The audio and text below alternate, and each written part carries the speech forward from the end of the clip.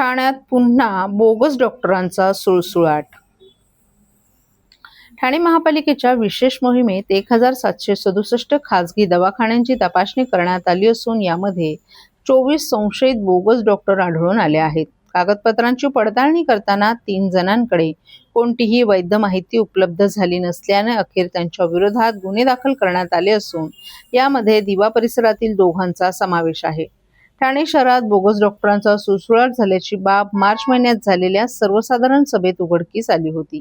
या सभेत मानद डॉक्टरांच्या पॅनलसह IVF सोनोग्राफी सेंटर याबाबत प्रश्न उपस्थित करत शिंदे सेनेचे नगरसेवक राजेश मोरे यांनी बोगस डॉक्टरांचाही मुद्दा उपस्थित केला होता. त्या पाठोपाठ शिंदे सेनेचे नगरसेवक रमाकांत मडवी यांनीही हाच मुद्दा उपस्थित केला होता.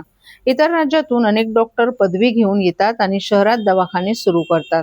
त्यांची पदवी तपासली जात नसून यात अनेक बोगस डॉक्टर असून हे बोगस डॉक्टर ठाणे, कळवा, मुंब्रा आणि दिवा भागातील झोपडपट्ट्यांमध्ये दवाखाने थाटून नागरिकांच्या जीवाशी खेळत आहेत असा आरोपही त्यांनी केला होता. ठाणे, कळवा, मुंब्रा आणि दिवा भागातील झोपडपट्ट्यांमध्ये दवाखाने थाटून नागरिकांच्या जीवाशी खेळणाऱ्या बोगस डॉक्टरांच्या मुद्द्यावरून नगरसेवक आक्रमक होताच अशा डॉक्टरांचा शोध घेऊन त्यांच्यावर गुन्हे दाखल करण्याचं आश्वासन प्रशासनानं दिलं होतं. त्यानुसार ठाणे महापालिकेच्या आरोग्य विभागानं शहरातील बोगस डॉक्टरांची शोध मोहीम हाती घेतली. यासाठी 35 जणांची टीम तयार करण्यात आली असून या टीमच्या माध्यमातून खासगी दवाखान्यांना अचानक भेटी देऊन डॉक्टरांची शैक्षणिक कागदपत्र तपासली जात आहेत.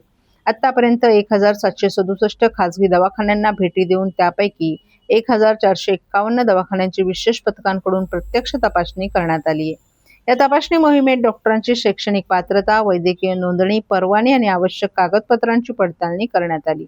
यात 24 संशयित बोगस डॉक्टरांकडे कागदपत्रांची तपासणी केली असता त्यातील 3 डॉक्टरांकडे काहीच माहिती उपलब्ध न झाल्यानं अखेर त्यांच्या विरोधात पोलीस ठाण्यात गुन्हे दाखल करण्यात आल्याची माहिती महापालिकेचे मुख्य वैद्यकीय आरोग्य अधिकारी डॉ. प्रसाद पाटील यांनी दिली आहे.